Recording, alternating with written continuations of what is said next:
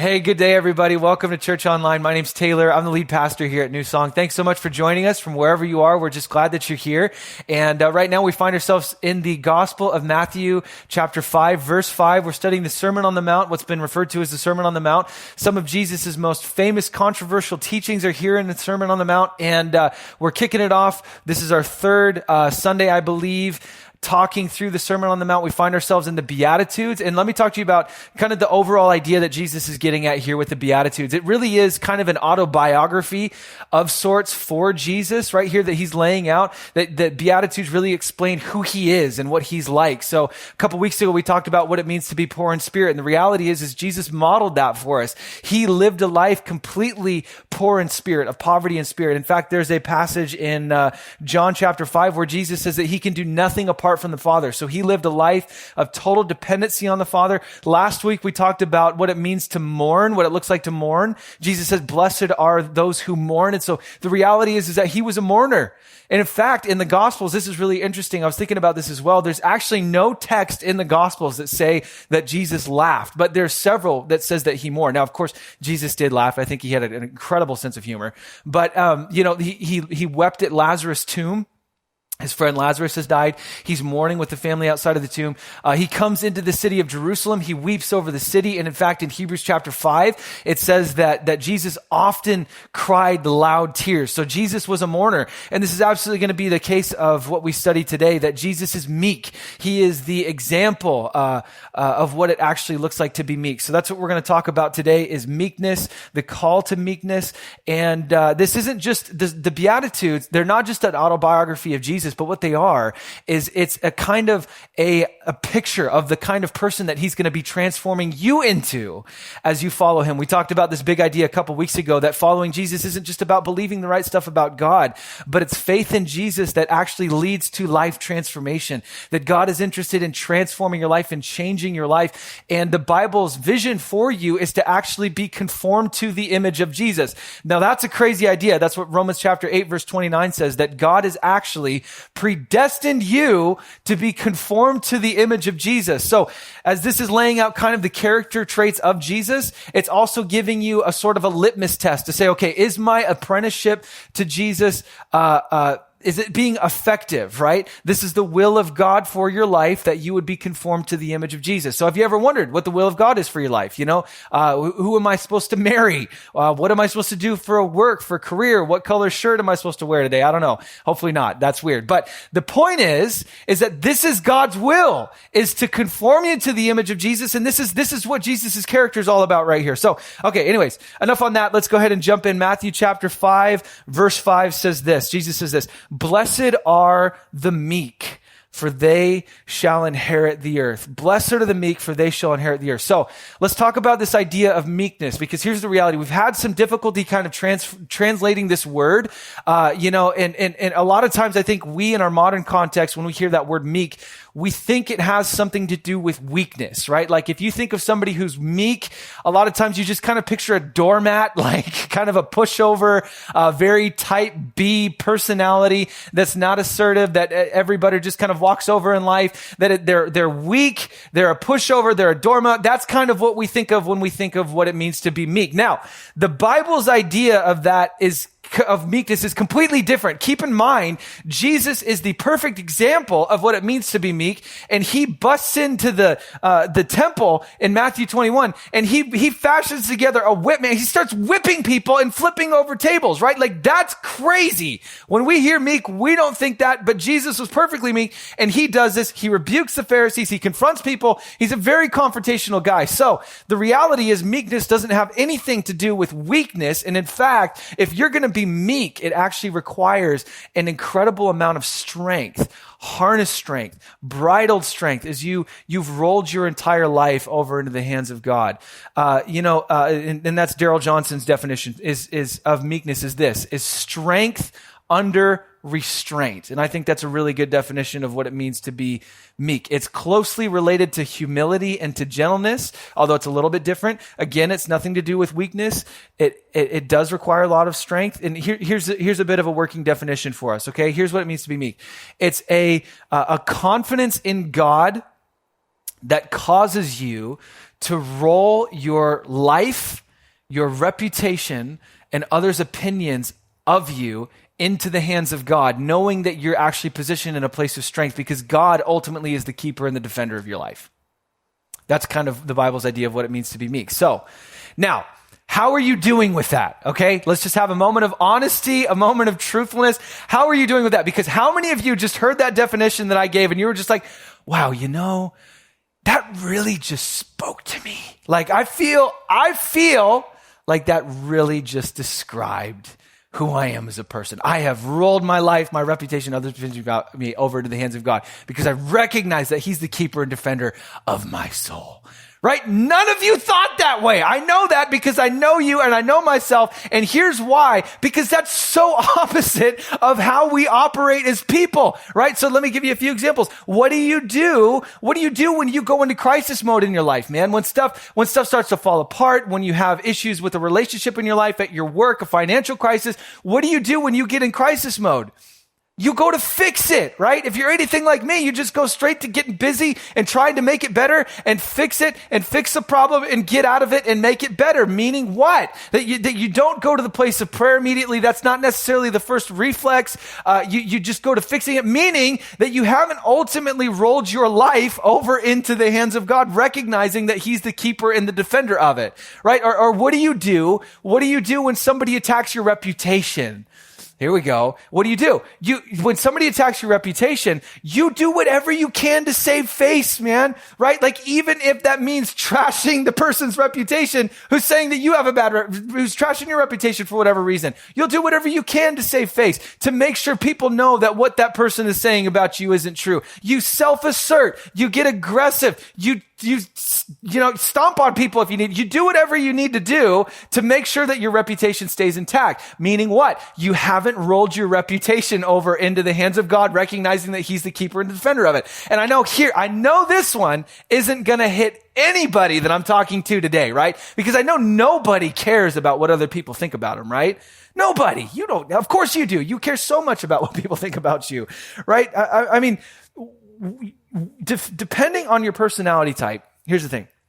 You'll do one of two things. If somebody says something negative about you or has a negative opinion of you, you'll do one of two things. And you kind of go into conflict zone with that person. You'll do one of two things, depending on your personality type. Your number one option is, if you have a specific personality, you'll want to go and hide in a room all by yourself, curl up in the fetal position and shrivel up and die, okay? And just totally avoid it. That's some of you. The other portion of you, depending on your personality type, if somebody says something negative against you, wrongs you in some way, whatever, you want to go and just punch them as hard as you can in the nose, right? So, meaning by very nature of that, one of those two options being your reflex when other people have a negative opinion about you, what does that mean? That means that you actually haven't surrendered. You haven't rolled over to God others' opinions of you, and you care way too much about it. That's the point. You're not meek in that area. That's the whole point. So, boom, roasted. Sermon done. Worship team, go ahead and start. I'm just kidding. We got some more to go. But point being, meekness has a lot to do with how you react when others wrong you. Right? That's kind of a big point that I want to make today. Meekness has a lot to do with how you react when other people wrong you. So let's do a bit of a thought exercise here together. Think about, just bring to your remembrance right now, how did you react the last time somebody wronged you? Maybe it was this last week. Maybe it was today even. You're just kind of having a rough start. I'm glad that you're here. When was the last time that somebody wronged you? They just did something to malign your character, said something, did some evil towards you. When was the last time that somebody did something wrong or did something evil against you, did something wrong to you? How did you react? How did you respond to that situation? Did you tell the whole world how horrible that person is? Did you make sure that you went and complained to everybody in your kind of social circle? You got on Zoom and did a meeting with like 20 other people to trash that person? What did you do? Did you blast that person on social media? Did you burst out in anger? Maybe you're not the type of person to just blow up at somebody in anger, but you kind of, you just bottle that stuff up inside of you and you just kind of have this like raging, like volcanic fire tornado of like bitterness and resentment that happens, which is just as bad. How did you react? Or were you meek? Did you surrender all of that to Jesus and know that he's ultimately the keeper and the defender of your soul? I mean, that's a humbling reflection, isn't it? Because the point is, as I think all of us, if we're honest, we've got some growth here that we can do.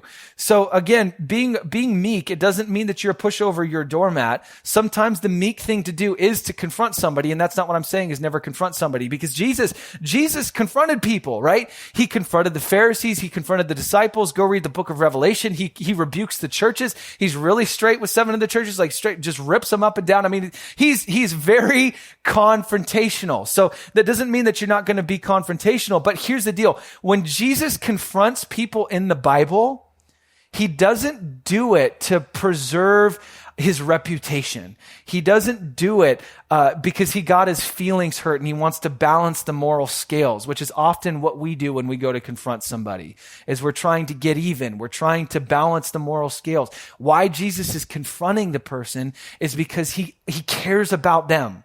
He cares more about them than the wrong that they've done to him, and he cares about their relationship to him.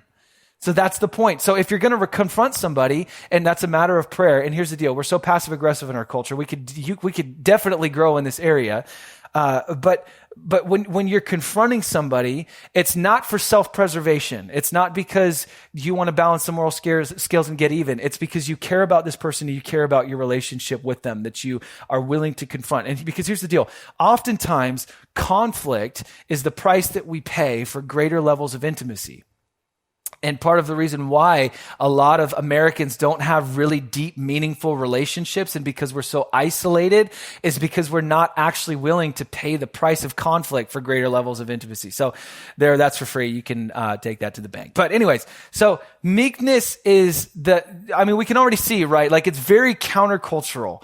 It's very not natural to how we operate as people, because what's our reflex? Our reflex is to protect ourselves and to defend ourselves. But meekness is all about letting God do that, right? That's the point. That's what meekness is all about. It's like this moment in this movie. Don't judge me for this, by the way. This is super nerdy, okay? Super nerdy sci-fi movie. There was 3 of them. There was supposed to be 4, but the second and third one sucked so bad they didn't even get to the 4th one. The first one was really good, okay? So the movie's called Divergent, and basically the main character, one of the main characters, her name is Triss, and she grew up in kind of this community that was all about, helping people, visiting the poor and the orphans and the widows and doing justice and all this sort of stuff. And there comes a point in Triss's life and in everybody's lives in this movie where you basically choose what kind of community or faction you're going to be a part of for the rest of your life. So you could choose the one that you grew up in, or you could choose a different one, and then you can never see your family again and you have to go and live with that faction the rest of your life. So super dorky. I know, stick with me. It makes sense at the end of this. So she they're doing the initiation thing, the ceremony of, what faction you're going to choose. So she ends up choosing a different faction than the one she grew up in. And of course it devastated her parents, and she kind of chooses to be like the city cop type person, right? So that's all into like parkour. They're the crazy people. They're awesome. They're exciting. They have a ton of fun. They're out late. It's kind of like that kind of crowd of person. So she chooses that faction, and through the initiation process, it comes to a point where they're standing on top of a building, and there's like this hole in the middle of the building, and she's standing on the edge of it, and the people that are already in say, okay, here's what you have to do. You have to jump in that hole, or else, she's got 2 options. She either doesn't do it. If she doesn't do it, because she doesn't know what's down there, right? She could die. If she doesn't do it, she's homeless for the rest of her life, and she never gets to be a part of that community. But if she does, there might not be anything down there and she could die, right? And so the reality is, and why I bring that up, is because that's kind of the Bible's idea of what it means to be meek. Like Jesus comes up to you and he's like, hey, follow me. And he brings you to the top of the building, and there's this giant hole in the middle of it with a black hole, and you can't see anything down there. And he's like, here's what I want you to do. I want you to throw your life, your reputation, and what other people think about you down there. Just chuck it right now. That's step one of discipleship. That's brutal, man. That's what Jesus is saying. And he's saying, trust that there's a net down there to catch you. Trust that I'm going to catch you. And so, of course, in the movie, Trish does jump. She's the first one to jump. And there's a net that catches her and she's initiated into the faction. And that's what Jesus is saying to do. He's like, trust me that I'm good. Trust me that as you throw yourself down this, this hole of uncertainty, that I am going to catch you, that I'm ultimately going to keep you and defend your life. That's really the idea of meekness in the Bible. And, Moses in the Old Testament, he was a great example of this. There's a moment in Numbers chapter 12. Marissa and I were reading this last week. Just an incredible chapter. And, basically what was happening is Moses was having some family issues, or just super relevant to a lot of us right now, I think, is kind of we get farther into this stay-at-home order where you're spending way more time with your family. But basically, his sister and his brother didn't like the chick he ended up marrying. So they come to him and they're like, hey, Moses, we don't like this woman that you married. We think she's a bit of a disaster and you shouldn't have done this and blah, blah, blah, blah, blah, and all of this sort of stuff. And so what Moses doesn't do in Numbers 12 is he doesn't defend himself, right? Because what you and I do is if somebody comes to me and says something about that, I just want to go at that person, right? Because that's who I am. That's my personality. But Moses doesn't do that. He doesn't actually defend himself. And it says in Numbers chapter 12 that Moses was the most meek man in the entire earth, right? That's something to have God say about your life. That Moses right here, he was the meek man, the most meek man on the face of the earth. And he didn't actually defend himself. He trusted God to do that. And so as the chapter goes, basically what happens is God comes and he actually strikes Miriam, Moses' sister, with leprosy. And so she gets a skin disease, man. I mean, this is crazy. And Moses, because he's meek, he actually prays to God that God would have mercy on Miriam and heal her, which, by the way, brings up a good point. When was the last time you actually sought the good of somebody that wronged you, right? And that's what Moses is doing here. He's asking for mercy for his sister Miriam as God is defending him because he's meek. And so, of course, God does. He heals Miriam. He restores her. She's isolated for 7 days, but she comes back.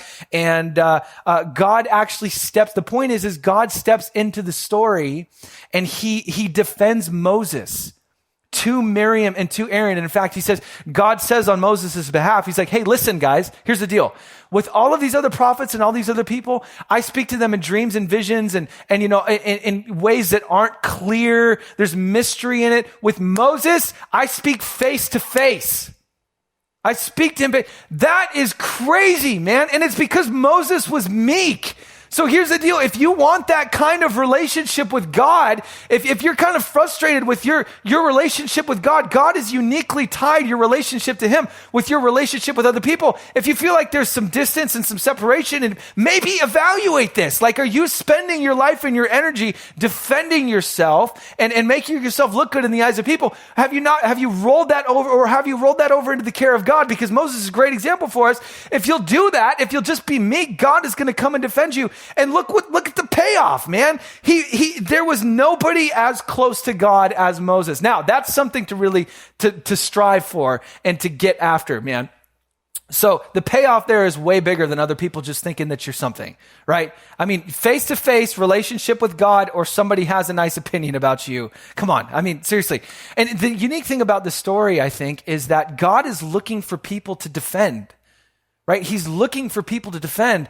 It's just so often he doesn't find anybody who trusts him enough to take the jump, to trust that he's good and that he's actually going to do that, man. And the point, and here's what this doesn't mean, okay? That doesn't mean that it's going to go exactly how you want in life. Like if you're meek, you're going to get exactly what you want, and your ex is going to get leprosy, right? That's not what I'm saying. As many of you, I'm sure many of you would want that to happen, but that's just not the reality. It's not often going to go how you want. But the point is God ultimately will defend you. So you've got two ways that you can live your life, man. You've got two ways. Number one, you try to save face with everybody you come in contact with, which is a disaster, and you're just going to work yourself into the ground, and you're going to be super paranoid and anxious all the time, and it's just not going to work because people are going to think that you're a loser anyways, because that's just the reality of life. Or number two, you can be like Moses and you can be meek, and you can roll your life and your reputation and other opinions about you over into the hands of God and let him defend you and live in that same kind of closeness that Moses lived in. So that's the point. Moses was meek. And of course, Jesus was meek, right? Let's talk about Jesus for a second. Jesus was even more meek than Moses. There's a passage in a verse in Isaiah chapter 53, verse 7 says this: he was oppressed and afflicted, yet he did not open his mouth. He was led like a lamb to the slaughter, and as a sheep before its shearers is silent, so he did not open his mouth. That's crazy, man. I mean, this is Jesus. It's a picture of the cross. It's the picture of him being unjustly accused. I mean, he was mocked. He was spit. He was beat, like completely unjustly. Jesus was perfectly innocent. He didn't do anything deserving any sort of punishment whatsoever. But here he is. Isaiah 53 is giving us a picture of what was eventually going to be the crucifixion of Jesus 700 years later. And he's saying, look, Jesus was like a lamb led to the slaughter. He didn't open his mouth. He didn't defend himself, man. Even in the face of the greatest injustice that's ever been done to any human in the history of humankind, he kept his mouth shut. He didn't defend himself. What's Jesus doing? It's the Father bringing him to this pit on top of the building and saying, Jesus, I know it's black down there. Trust me and jump. And of course, Jesus did. And look what happened. He was raised from the dead. He was ascended to heaven, where right now he's seated and he's ruling and reigning over all things as King of Kings and Lord of Lords. Right now, that's the reality, that God has defended him. He's kept him. He raised him from the dead. Jesus entrusted himself, and that's what God did. And that's what it looks like, man. Jesus was meek. He was more meek than anybody that's ever lived. I mean, how challenging is that, right? Even to the point of death, he trusted the Father. Some of you need to write this down and read it out loud to yourself every day, okay? This is a quote by Stuart Briscoe, and it says this, just to say again what I've said several times already: the meek roll their lives and their cares and their reputations onto the Lord and let the Lord worry about it all. How good is that? They let the Lord worry about it all. The meek are those who, when offended, commit their wounded egos and the one offending their ego to the perfect judge. The meek can say to herself, what she did to me was wrong, but she is answerable to God, so I'll let God deal with her. But I am answerable to God too, so I'm going to concentrate on doing right by the person that wronged me. Right, that's such a good quote. Now, I don't want to get too off on this, but I do want to get off on it for a second because I think it's really applicable here. You know, I took some shade this last week from basically laying out New Song Church's position and how we're going to continue to follow Governor Inslee's guidelines as far as not gathering in a church on Sunday, which, you know, miss you guys so much, and I'm looking forward to getting through this. But we really have conviction as a leadership team that we need to follow what the Bible says right now. And the Bible says in 1 Peter chapter 2 and Romans chapter 13 that we need to submit to our governing leaders right now. And so that's what we're going to do. But here's the reality. This is another reason why you can do that, right? So for those of you, because here's the deal. And this is what I've realized, this has been a reflection of mine. When you go after the rights of an American, it's like you're going after the very identity of that person, right? And so you, as your kind of religious freedom it's been infringed upon here, what's happening, and as you can't go to work, you can't do all of this stuff. What's happening is your very identity as a person is being threatened. And so that's why a lot of us, our reaction is to be so hostile against this. But here's the reality. And you can't make this stuff up, man. It's just amazing to me that what we're talking about in the Sermon on the Mount is just so applicable to what we're going through. It's just been so awesome to see.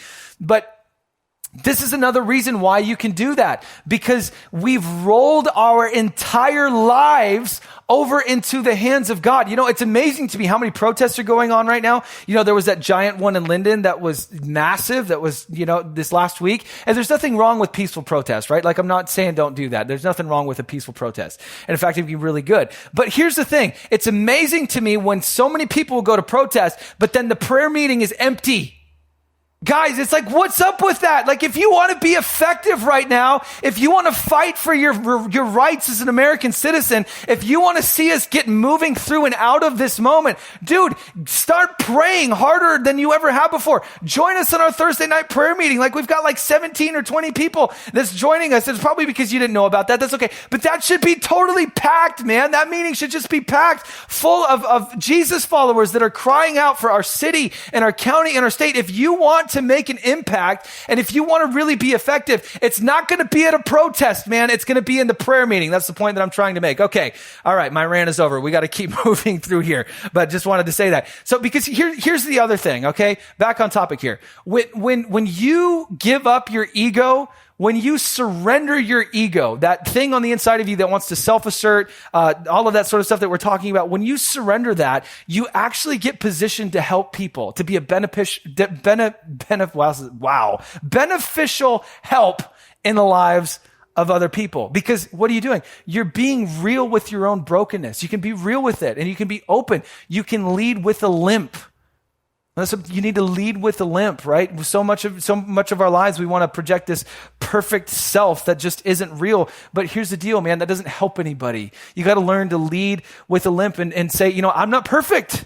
I'm not perfect. I'm a work in progress. I'm messed up. My life is jacked up. I don't have everything figured out. When you do that, you give other people permission to do the same thing, which always results in healing. I'll give you an example. Marissa and I, we've actually done a pretty impressive amount of marriage counseling. And don't worry. It's amazing to me how there's such a negative stigma to marriage counseling. Your marriage doesn't have to suck to get marriage counseling. In fact, I think a lot of the reason why many of your marriages aren't healthy, if they aren't, it's because you haven't actually brought other people into your marriage, or maybe you did it for a time and then you gave up on it and you didn't stick to it. So it's very helpful and it's awesome. And when we first started, actually before we got married, the first guy that was kind of counseling us, I remember we just had a massive fight before, which for those of you that have done marriage counseling, that's just worst case scenario, right? You want to go in and be super on the same page. We had a massive fight, man. It was really bad. So we show up, we get in the room, and I'm just like thinking like this is going to be a complete disaster.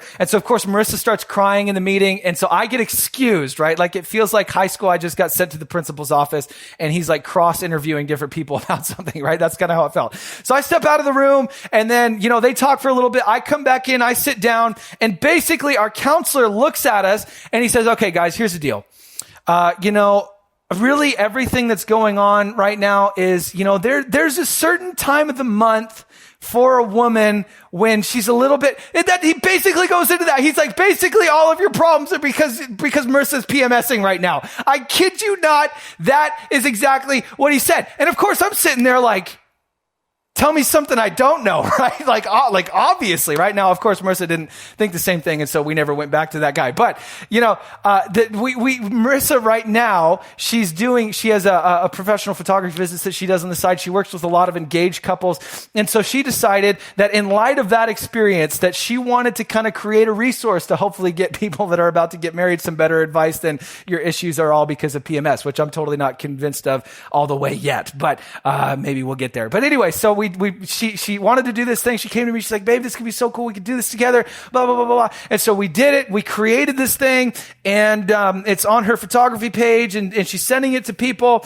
And it's this wonderfully crafted article that's like engaging and thoughtful. It's got some really great questions. It's funny. It's got an office reference, so it's super relevant. We spent a lot of time on it, and she made it really beautiful. So it's packaged really well. And all of these people that get this thing, that have got this thing, they look at it, and what do they think? They're like, wow, these guys, they've got it all put together, right? Like it gives me hope for my marriage. Like we want to be like them one day, okay? Right? Because of just how we put this thing together. Now, here's the thing. Here's the point. That's what you guys see if you look at it. What you don't see is the volcanic fight that we had crafting that whole thing. I kid you guys not. It was probably about, I would say, top 5 fights that we've ever had. It was horrible, right? They're like really bad. And while the ironic thing is, it was while we were creating a resource for other people on how to have a healthy marriage, we're fighting about it. So that's the reality. Meaning what?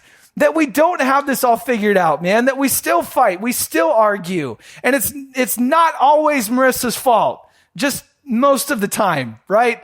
Husbands, can I get an amen right now? I mean, come on, help me out. I'm just kidding, obviously, totally joking. Most of the time it's my fault because I'm more selfish than she is, because she's pushed out 2 babies. So there's proof right there. But one thing that we decided early on, Marissa and I, that we decided early on when I got into ministry was that we weren't going to take the pressure on ourselves to have this perfect image of our lives, that we weren't going to project this kind of fake image of something that we're not for the sake of other people just thinking highly of us. Why?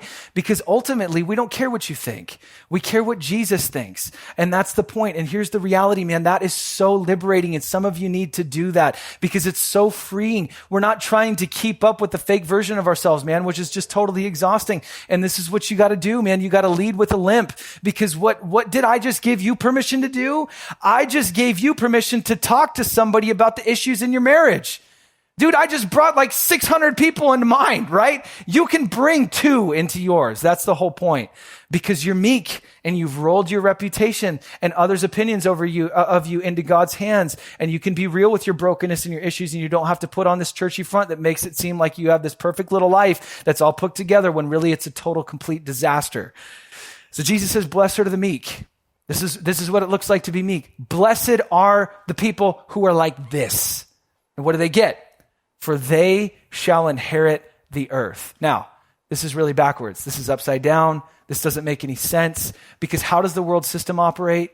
It's the people who are bulldozers that get the earth, that get ahead, that get the promotion, that get the money, that get the woman or the man of their dreams, that get all the success and all of this sort of stuff, all of the toys. It's the bulldozers, it's the cutthroat, it's the people that are willing to do whatever it takes to get to the promotion, that succeed in life. And Jesus he's completely subverting that. That's what he's doing. He's flipping that upside down, and he's like, no, ultimately, in the end, that's not how it works. You want to get the earth? You got to be meek. This is what it looks like, which is so freeing for you, man, because that means that every single time you allow someone to wrong you without self-asserting yourself, God sees it and he will reward you for it. That's an amazing thought. Jesus is completely flipping upside down how the world system operates. And he's saying the meek are the ones that will inherit the earth. Now, this gets us into a really interesting idea here about dualism. You know, Plato was he was a philosopher, and this is a big idea. He was a big proponent of this, where his idea was kind of, that the body is bad, the spirit realm is good. We need to die, escape the body so we can get to the spirit realm, and because that place is much better. And this is what a lot of people think heaven is going to be like, right? They think that it's going to be kind of this disembodied reality, like it's spiritual. It's, you're going to be a magic little floating baby with a harp. And that's why you're not very excited about going there, right? Because you don't want to become a fat baby and your harp game isn't super strong. And you don't like singing. So you're not really excited about getting there. But here's the thing. The first century Jewish hearer of what Jesus is saying in this verse, they had no context of a disembodied heavenly reality. They wanted the land back.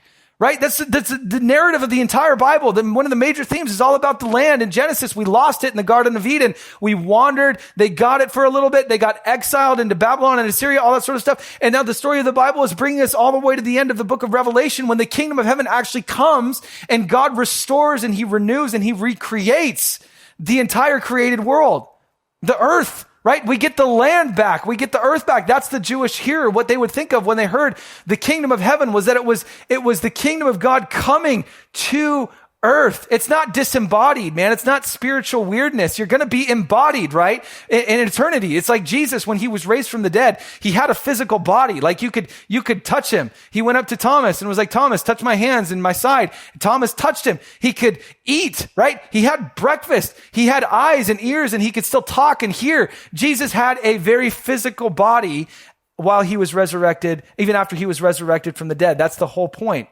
And you will experience the same thing.